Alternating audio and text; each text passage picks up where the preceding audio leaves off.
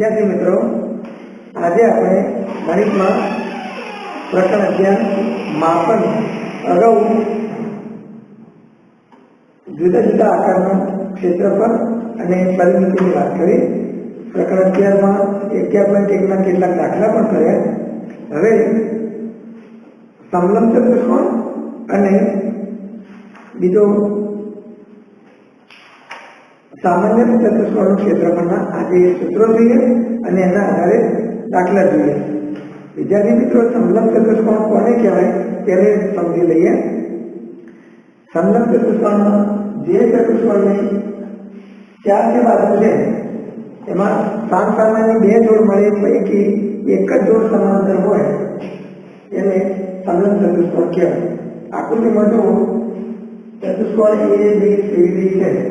એમાં AB અને CD બે સમાંતર બાજુ છે અને AB નું માપ CD કરતા ઓછું છે. ક્યારેક CD નું માપ AB કરતા ઓછું બી હોઈ શકે, પણ એ સમલંબ ચતુષ્કોણ થાય. બંને સમાંતર બાજુ જે છે એનો આ વચ્ચેનો લંબ અંતર H કહેવાય. જે AD છે એ લંબ અંતર H. તો આવા ચતુષ્કોણનું ક્ષેત્રફળ આપણે અહીંયા લખીએ કે સમલંબ ચતુષ્કોણનું ક્ષેત્રફળ બરાબર एक तृतीयांश समांतर बाजू सरवाळो बीजी सीडी फरीथी समलंब चतुष्कोणનું ક્ષેત્રફળ બરાબર एक तृतीयांश एक એટલે લંબ અંતર समांतर बाजू AB વત્તા समांतर बाजू CD બંનેનો સરવાળો. જો એક તૃતીयांश AB ની આપણે 1 કરીએ, CD ને 2 કરીએ તો પણ બે समांतर बाजूનો સરવાળો એટલે લખી શકાય. હવે દાખલામાં કયું હોય, માનો કે લંબ અંતર H બરાબર 8 સેમી હોય, AB બરાબર 10 સેમી હોય, CD બરાબર 15 સેમી હોય, તો ક્ષેત્રફળ કેટલું થાય? સપોઝ એક્ઝામ્પલ છે આ લખવાનું સમલંબ ચતુષ્કોણ નું ક્ષેત્રફળ બરાબર 1/3 A વત્તા B અથવા સમાંતર બાજુ એ કોઈ નામ આપેલું હોય એ બી લખી શકાય. તો હવે 1/3 લંબ અંતર કઈ રહ્યા બરાબર 8, સમાંતર બાજુ AB બરાબર 1 એટલે 10 છે, B બરાબર 7 એટલે 15, 1/3 15 25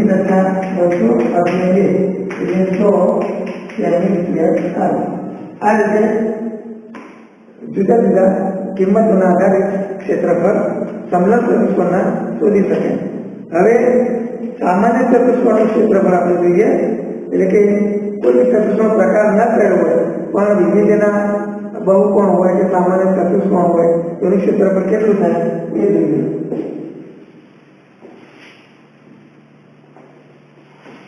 तो विद्यार्थी है तो आप एक सामान्य चतुष्कोण को ये इस सूत्र से सामान्य चतुष्कोण क्षेत्रफल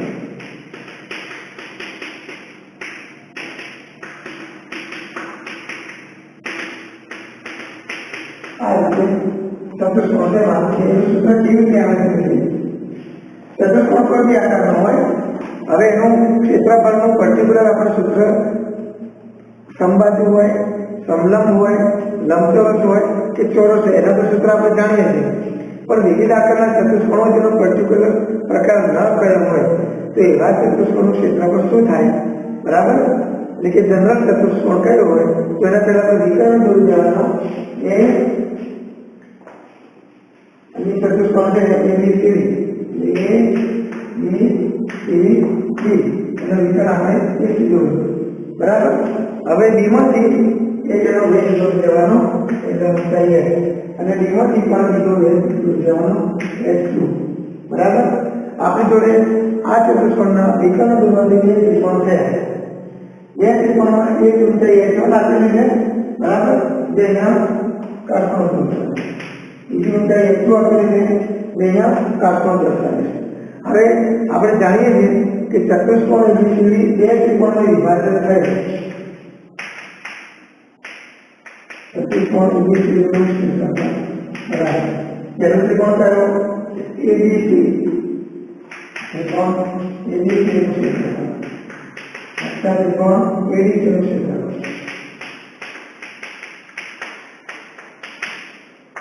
ત્રિકોણ એબીસી એટલે કયો છે? 1/3 પાયો ગુણ્યા 2, 1/3 પાયો ગુણ્યા 2, 1/3 પાયો ગુણ્યા 2 આવું લખી શકાય. હવે 1/3 પહેલા ત્રિકોણનો ભાગ કયો છે? H1 ભેદ કરો પર એસી સ્ક્વેર ભેદ H1 પાયો એસી ભેદ H2. સમજો બંનેમાં એસી કોમન છે, અહીંયા H1 પ્લસ H2 આવશે. એટલે સામાન્ય ચતુષ્કોણમાં આ રીતે થશે. બે ત્રિકોણને વિભાજિત કરવાનું, બંનેના નિર્ણય સરવાળો અને એસી એટલે વિકર્ણ, એને આપણે બી તરીકે દર્શાવી શકીએ. H1 પ્લસ H2 બરાબર. સામાન્ય ચતુષ્કોણનો આ રીતે ક્ષેત્રફળ થશે. હવે તમે દાખલો કોઈ આપો કે જોઈએ રકમ બનાવો સાથે એ સામાન્ય ચતુષ્કોણ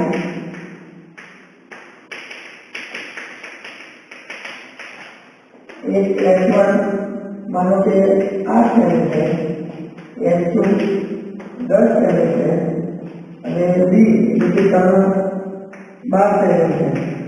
ક્ષેત્રફળ શોધો. તો સામાન્ય ચતુષ્કોણ ક્ષેત્રફળ લખવાનું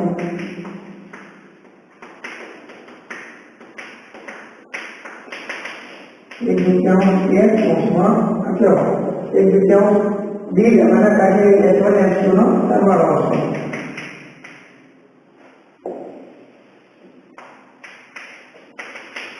ડી એટલે કર્ણ 12, H1 આપણે H2 10 તો 1/3 12 અને 18 12 પછી કરી શકાય, 18 પછી કરી શકાય. 12 પછી 108 છે. આ સામાન્ય ચતુષ્કોણનું ક્ષેત્રફળ મળે.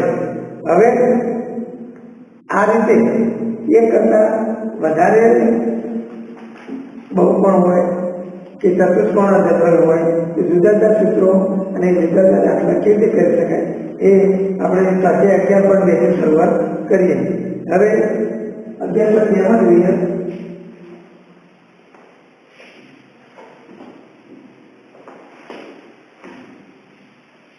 સ્વાધ્યાય 11.2.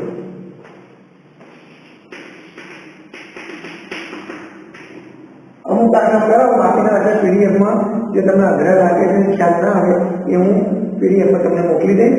અહીંયા 11.2 માં જોઈએ રકમ કે આકૃતિ દોરી છે. તમે જુઓ એક ટેબલ, વિદ્યાર્થી મિત્રો આકૃતિ આવડે તો તમારે દોરવાની, બાકી વિગતો દોરવાની કે કઈ ટેબલ કયા આકારનું ચતુષ્કોણ બનાવે છે, એમાં શું વિગત આપેલી છે અને એના આધારે આપણે શું શોધવાનું છે. એ રકમ બહારથી આકૃતિ સ્પષ્ટ જોઈ પછી દાખલા શરૂઆત કરવાની. તો જોઈએ એક ટેબલની ઉપર સમતલ પાટીય સમલંબ ચતુષ્કોણ આકારનું છે. ટેબલ છે એની ઉપર સમલંબ આકારનું પાટિયું ગોઠવેલું છે. એની બંને સમાંતર બાજુની લંબાઈ 1 મીટર છે, બીજી લંબાઈ 1.2 મીટર છે અને બંને વચ્ચેનું લંબ અંતર 0.8 મીટર હોય તો આ સમલંબ પાટીનું ક્ષેત્રફળ શોધો. તો વિદ્યાર્થી મિત્રો અહીંયા આપણે એક ટેબલ દોરવાનું ના ફાવે તો સમલંબ ચતુષ્કોણ પણ દોરી શકાય. આ સમલંબ ચતુષ્કોણ પાટીયું છે, એ ટેબલ પર મૂકેલું છે. સમજો બરાબર. હવે એક સમાંતર બાજુ 1 મીટર છે તો આ ઉપર 1 મીટર લખો આ ત્યાં પર અને નીચે કયું છે 1.2 મીટર. આકૃતિ આપેલી છે જોઈ જોવાની કઈ બહુ ઓફર આકૃતિ નથી. બરાબર. તો આ પાટીયાનું ક્ષેત્રફળ શોધો. હવે આમાં સૂત્રો આપણે તો દાખલા આવે. સમલંબ ચતુષ્કોણનું ક્ષેત્રફળ શું થાય તો લખવાનું ચતુષ્કોણમાં સમલંબ છે એટલે સમલંબ ચતુષ્કોણના પાટિયાની સમાંતર બાજુ આપણે એ કહીએ A બરાબર B બરાબર 1.2 અને બંને વચ્ચેનું લંબ અંતર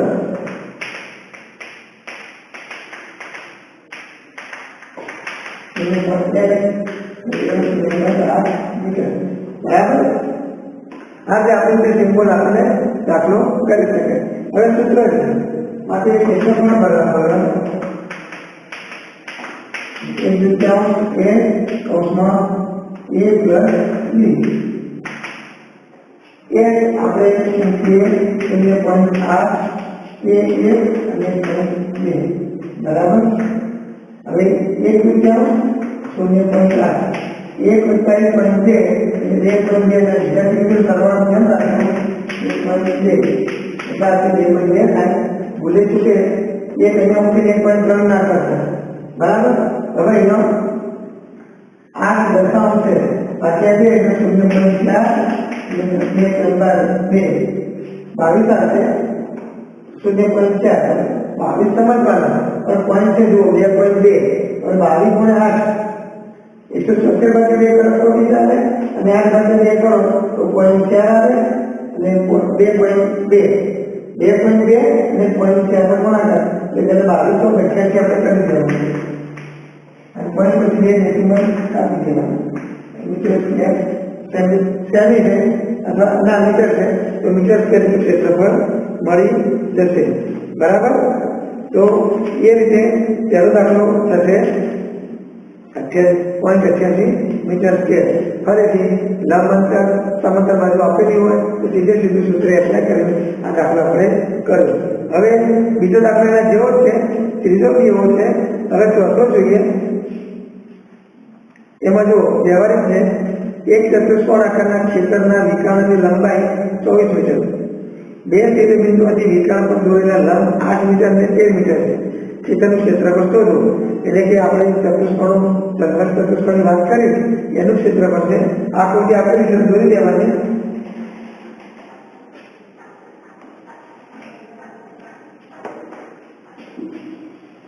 તમારે ક્ષેત્ર દોરેલું છે, લંબ અંતર આપેલું છે તો વિકર્ણ આપેલું છે. આકૃતિ પરથી પેલા જોવાની કે ક્ષેત્ર છે સામાન્ય ચતુષ્કોણ આકારનું, એમાં આ વિકર્ણ છે બરાબર અને લંબાઈ એની 24 મીટર છે અને 13 મીટર S1 છે અને આ મીટર S2 છે બરાબર. એટલે પણ ક્ષેત્રનું ક્ષેત્રફળ બરાબર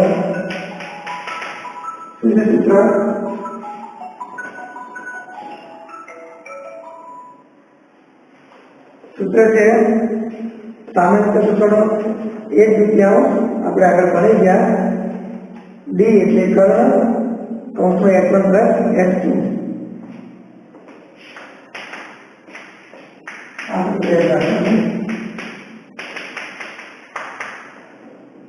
ડી એટલે કર્ણ છે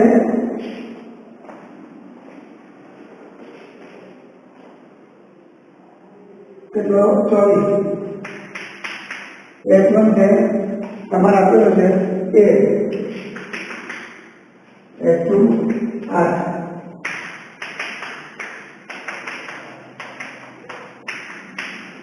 એટલે 24 ભાગ્યા 2 એટલે 12 અને 21 કરવાના. 21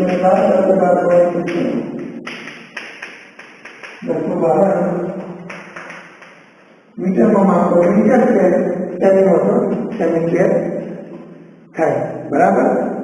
હું માનું છું આ દાખલામાં ખ્યાલ આવી ગયો છે બરાબર. હવે આગળ દાખલો 5 જોઈએ. એમાં જુઓ મકાનના વચનની સમબાજુ ચતુષ્કોણની આકાર 3000 લાદીઓ બેસાડેલ છે.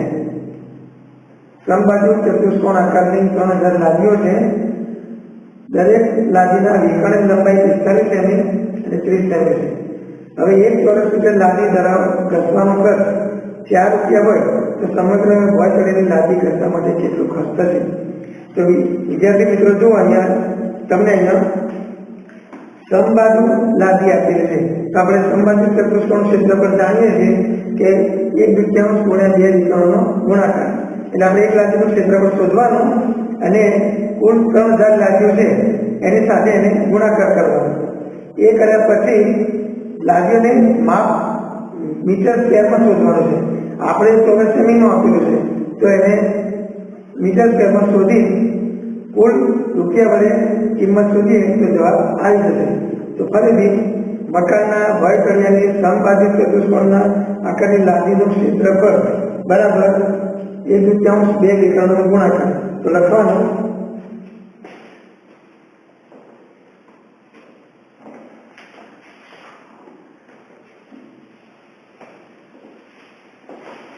चला विगत लखी देवानी ते समबाजू लादीનું લંબાઈ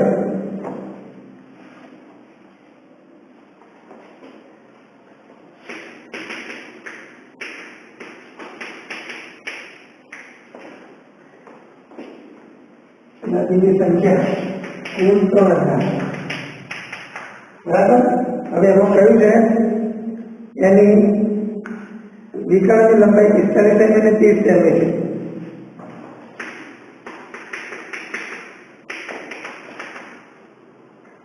पिस्तालीस सेमी बीटा मीटर लंबाई बी कही है यानी लंबाई 30 सेमी बराबर. હવે માપ આપેલું છે વળતળિયાની 1 ચોરસ મીટર લાદી ઘસવાનો ખર્ચ 4 રૂપિયા. લખવાનું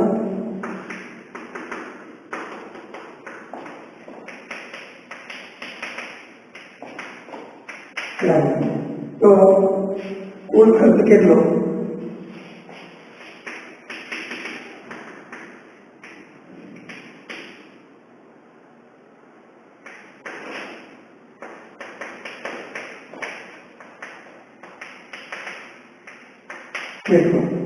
આને વિગત લખી દઈએ તો દાખલો ઈઝી પડે. હવે તો લાદી છે સમબાજુ ચતુષ્કોણ. તો સમબાજુ ચતુષ્કોણનું ક્ષેત્રફળ પહેલા શોધીએ. 1/2 ગુણ્યા 2 વિકર્ણનો ગુણાકાર. તો પહેલો ભાગ સમબાજુ લાદીનું ક્ષેત્રફળ 2 વિકર્ણનો ગુણાકાર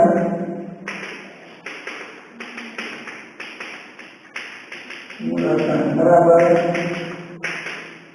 1 गुण્યા 2 લખી દેવાનું. 45 30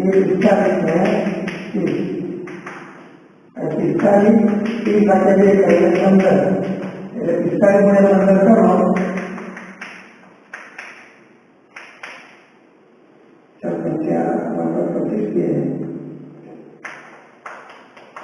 775 મીટર बराबर. હવે આ એક લાદીનું ક્ષેત્રફળ છે. હવે આપણી જોડે કેટલી લાદી છે 3000. તો કુલ લાદીનું ક્ષેત્રફળ 3000 વડે ગુણવાથી વળતળિયાનું ક્ષેત્રફળ આપણને મળી જશે. તો અહીંયા લખવાનું આની જરૂર ના હોય તો દૂર કરીએ. વળતળિયાનું ક્ષેત્રફળ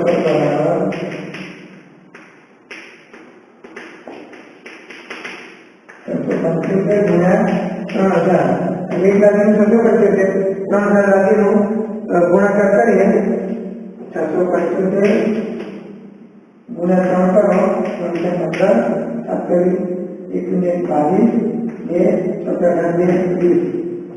ગુણાકાર આટલો કરવાનો. પાછળ જે બિંદા હોય એ મૂકી દેવાના. આટલા ચોરસ સેમી સ્ક્વેર 20,25,000 સેમી સ્ક્વેર આ માપ વળતળિયા મળ્યું. હવે આપણે મીટરનો ખર્ચ છે ચોરસ મીટરનો. તો ચોરસ એમને જમા કરી દેવાના ચોરસ મીટરમાં. આપણે જાણીએ છીએ કે 1 મીટર સ્ક્વેર એટલે 100 સેન્ટીમીટર ગુણ્યા 100 સેન્ટીમીટર બરાબર. એટલે કે 10,000 સેમી સ્ક્વેર થાય. તો આપણે અહીંયા 20,25,000 સેમી સ્ક્વેર છે એને 24 માં ફેરવવા માટે આપણે 10,000 વડે ભાગવા પડશે. માટે નથી જવાનું સીધે સીધું પણ નથી થાય. 12,10,000 100 ગુણ્યા 100 એટલે આ બરાબર 20,25,10 મીટર સ્ક્વેર હશે બરાબર. હવે આગળ 1 ચોરસ મીટરનો ખર્ચ 4 રૂપિયા છે. તો આ ચોરસ મીટરનો ખર્ચ કેટલો થાય? 1 ચોરસ મીટર 4 રૂપિયા. તો આપણે 2,25,000 ચોરસ મીટર છે. ખર્ચ કેટલો? 2,25,000 ગુણ્યા 4 બરાબર. તો 2025 ગુણ્યા 4 કરી 10 વડે પોઈન્ટ કાપી લો તો પણ જવાબ મળી જશે. તો ગુણ્યા 4 કરો 2025 ગુણ્યા 4 સર્વાંક જે 10 સર્વાંક 1006 નીચે 10 એટલે 810 બરાબર. આ રીતે વર્તુળનો ખર્ચ સંબાજુ દિવાલની દિવાલ કે સંબાજુ ચતુષ્કોણના ક્ષેત્રફળ ઉપરથી એટલે કે લાદી 1 લાદીનું ક્ષેત્રફળ કુલ લાદી 3000 એનો 20,50,000 ચોરસ સેન્ટીમીટર થયો અને એને ચોરસ મીટર સ્ક્વેરમાં ફેરવા માટે 10,000 વડે ભાગ્યા એટલે મીટર સ્ક્વેર આવ્યું એને 4 વડે ગુણ્યા તો કુલ 830 ખર્ચ મળી જશે. હવે આગળ દાખલો જોઈએ, 9મો જોઈએ. 8મો તમે પ્રેક્ટિસ કરી લેજો. 9મો કરાવજો કે જમીનથી ઉપર એક ઓટલો છે જેની ઉપરથી સમતલ સમબાજુ અષ્ટકોણ આકારનો છે, બરાબર. જે આકૃતિમાં દર્શાવેલ છે આ અષ્ટકોણ અને સમતલનું ક્ષેત્રફળ શોધો. 9મોમાં જુઓ ફરીથી જમીનથી ઉપર એક ઓટલો છે એ સમતલ સમબાજુ અષ્ટકોણ એટલે 8 ખૂણા બનાવે છે, બરાબર. તો એ આકૃતિમાં દર્શાવેલ છે. આપણે ના પેલું દોરવાની અષ્ટકોણની તો આ અષ્ટકોણીય સમતલનું ક્ષેત્રફળ શોધો. તો આપણે પહેલા અષ્ટકોણીય આકૃતિ દોરી દઈએ અને એનો માપ લખીએ આકૃતિમાં.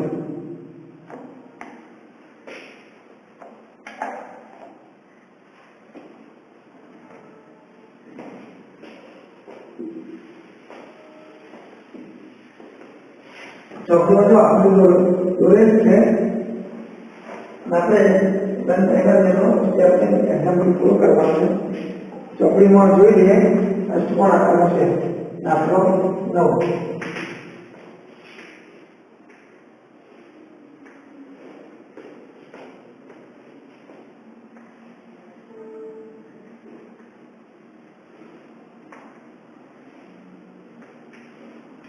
એક 2 3 4 5 આવા 8 ખૂણા આકારની આકૃતિ અષ્ટકોણ છે જેમાં લંબ અંતર 4 એ તમે જુઓ આનું 4 મીટર આપેલ છે અને આ 11 મીટર આપેલ છે, બરાબર. અને આનું 5 મીટર આપેલું છે. આમાં તો આકૃતિ પરથી આ અષ્ટકોણીય આકારનું ક્ષેત્રફળ શોધો. તો વિદ્યાર્થી તમે જુઓ અહીં સમબાજુ અષ્ટકોણીય છે એટલે દરેક બાજુનું માપ સરખું છે અને સમલંબ તેમજ લંબચોરસ 2 વિભાગમાં વિભાજન થાય છે. ઉપરની આકૃતિ તમે જુઓ ઉપર સમલંબ ચતુષ્કોણ બને એવો એવો નીચે પણ બને છે, બરાબર. એ સમલંબ બને એક લંબચોરસ બને.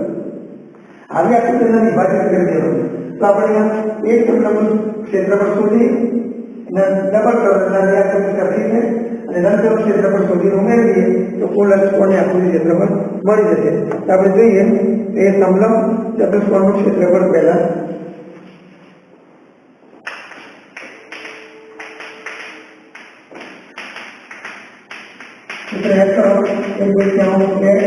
અને એક સમાંતર બાજુનો સરવાળો. લંબ અંતર 4 છે, સમાંતર અંતર તમે જુઓ 11 અને 5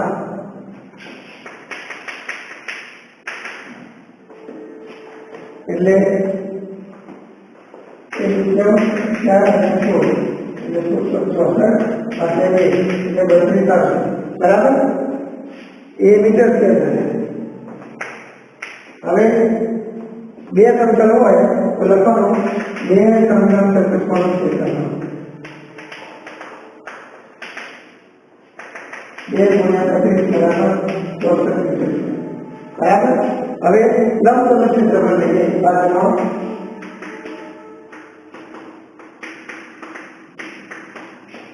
લંબાઈ ગુણ્યા પહોળાઈ. તો અહીંયા જુઓ લંબાઈ કેટલી છે 11 મીટર, પહોળાઈ 5 મીટર, બરાબર 55 મીટર. તો કુલ ક્ષેત્રફળ શોધી કાઢીએ. માટે કુલ ક્ષેત્રફળ બરાબર પેલા જે સમલંબ 64 છે લંબચોરસનો 55 છે એટલે 4 × 9 = 119 મીટર સ્ક્વેર આવે. તો આ રીતે 11.2 માં તમે દાખલા કરજો બાકીના. અને હવે નેક્સ્ટ ટાઈમ ઘન આકાર નું ઘનફળ કેવી રીતે શોધી શકાય એ હવે બીજા ભાગમાં જોઈશું. ત્યાં સુધી બાકીના દાખલા તમે વર્કમાં કરી લેશો.